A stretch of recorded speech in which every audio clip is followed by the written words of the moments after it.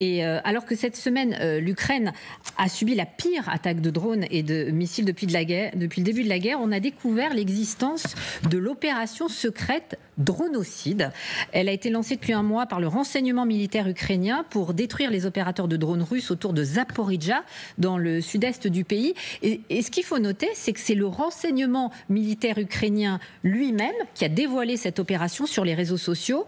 Regardez, on voit des attaques ciblées.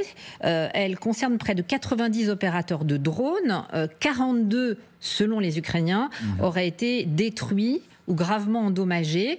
Est-ce que vous pensez que c'est une opération de com ou est-ce que c'est réellement une manière de montrer on en a un peu sous le pied, on peut détruire dans une certaine mesure les forces russes, bien qu'on a vu l'importance de cette journée, de cette nuit de frappe cette semaine. Ouais. Ça n'a pas suffi, mais en tout cas, c'est des images impressionnantes. Ouais, c'est un sujet qu'on connaît bien chez Dog4Ukraine. Pour différentes raisons. C'est pour ça que je vous en parle d'ailleurs. En fait, on a commencé à travailler avec des équipes ukrainiennes au début de la guerre en Ukraine sur le sujet des drones. Vous avez deux types de drones. Vous avez les drones civils qui sont sur le front, qui sont utilisés et qui sont maintenant produits massivement par les Ukrainiens, avec des pièces qui viennent essentiellement d'Asie, en fait, de Chine et de Taïwan. Et donc vous faites souvent de l'assemblage et des modifications. Et puis, il y a eu un élan, une industrialisation des Ukrainiens sur ce sujet, avec un soutien financier de l'État ukrainien. Il y a à peu près 800 startups qui ont été créées depuis le début de la guerre sur ces drones civils, donc qui sont sur le front. Au début, ils achetaient des drones dans les unités grâce à des donations familiales et en Europe. Et puis ça s'est industrialisé. Et aujourd'hui, on parle de 4 millions de drones en production par an. À côté de ça, vous avez les drones, on va dire, militaires, qui peuvent être des drones qui vont avoir un portage assez limité, donc du 5 kg. Sur ces actions-là, il s'appelle Backfire, le drone qui a été monté par les Ukrainiens. Et le portage est assez limité, 5 kilos, mais ça fait suffisamment de dégâts. L'avantage, c'est que ça permet d'avoir des actions ciblées déjà, et aussi de taper au sol, par exemple, des engins comme des tanks. Donc, ce qui évite, ça prend le contrepoids d'un missile qui coûte quand même très cher. Donc, ils ont évolué avec donc des drones qui avaient la possibilité d'aller jusqu'à 400 km aller, 400 km retour. Donc ça a été une première étape. Et puis on sait ce qui s'est passé au niveau de la mer Noire, avec des drones marins qui ont permis de dégager la puissance maritime de la mer Noire russe. Aujourd'hui, donc, le Backfire, par exemple, a des cibles qui sont effectivement liées à la mise en action au niveau de la Russie, qui a envoyé, par exemple, vendredi dernier, une attaque massive de 540 drones sur Kiev. Et missiles. Et 11 missiles. Donc, le nombre de missiles est en baisse. Parce que ils font, en fait, avec l'IA, les Russes ont travaillé au niveau de leurs drones iraniens la capacité de portage et la possibilité de travailler sur l'altitude avec de l'IA derrière, et donc de faire des attaques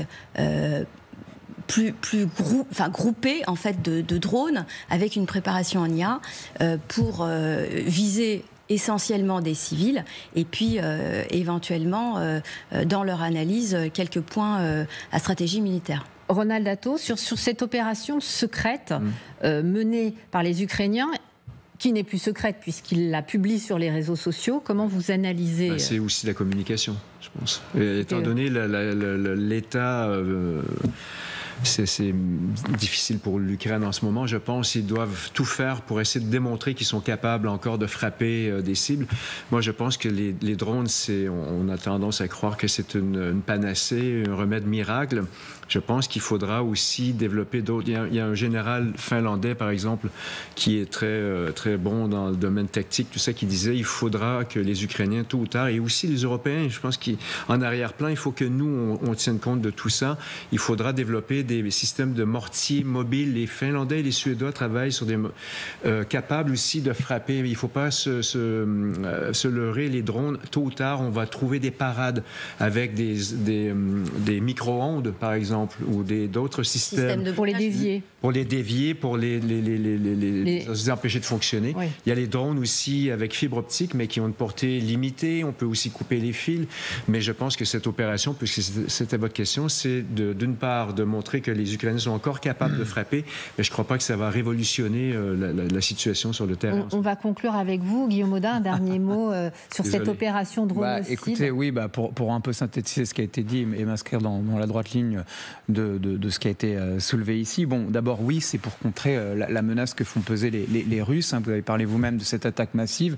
Effectivement, 539 des vecteurs utilisés contre l'Ukraine étaient des drones. Donc, taper des dronistes russes, ça fait sens de ce point de vue-là. Ensuite, il est vrai que la guerre, aujourd'hui, ce conflit moderne, elle se mène également dans le champ informationnel. Donc, et il y a le savoir-faire et puis il y a le faire savoir. Et elles servent à ça, en gros, ces images.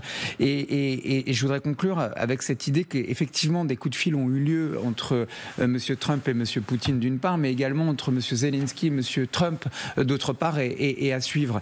Et ce qu'il a dit, Zelensky, à Trump, c'est que oui, il y avait des deals qui avaient été conclus sur les minerais critiques, mais il y a aussi des deals qui pourraient être conclus dans le champ opérationnel. Et lorsque vous êtes le renseignement militaire ukrainien et que vous démontrez votre savoir-faire, et vous le faites savoir, vous démontrez aussi aux Américains qui en ce moment même s'entraînent en Allemagne qu'il y a aussi des joint ventures à imaginer sur le plan de la conception d'infrastructures de drones, et également de l'entraînement, et également de la mise en application de l'utilisation de ces drones. Et je pense que de ce point de vue-là, le message est reçu 5 sur 5 par l'état-major américain. Ça date d'avant la guerre en Ukraine. En fait, le conseiller défense de Trump, qui est un ami de Trump, en fait, avant la guerre en Ukraine, avant l'attaque de la Crimée, en fait, a essayé de créer des joint ventures en rachetant, en particulier sur la partie aéronautique, des structures en Ukraine. Et là, ça s'est dit concrètement. Monsieur Zelensky, on a fait état dans le poste qu'il a fait sur X, en disant il y a des choses sur le plan opérationnel qui peuvent s'imaginer. Et je trouve que cette opération de drone, elle en est l'illustration. C'était des investissements privés, mais proches des politiques, et ça a été refusé à maintes reprises par les Ukrainiens,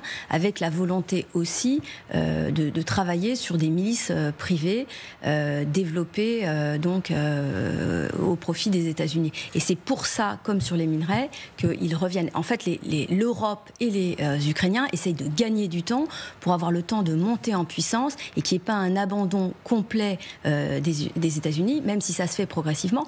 Et le train qui a été bloqué en Pologne suite à la décision des Trumpistes de ne pas envoyer le complément qui avait été promis et voté par le budget américain, par le Congrès, démontre qu'on est en train de petit à petit progresser vers un retrait complet des Américains. Merci beaucoup. Juste un mot pour dernier conclure. mot. Ce qui est intéressant, c'est de voir que maintenant, nous allons, les Canadiens, les Britanniques, les Allemands, les Américains, aller prendre des cours chez les Ukrainiens. C'est fini le temps où on va entraîner les Ukrainiens à faire la guerre. C'est eux qui peuvent nous montrer comment faire. C'est très, très intéressant de votre conclusion.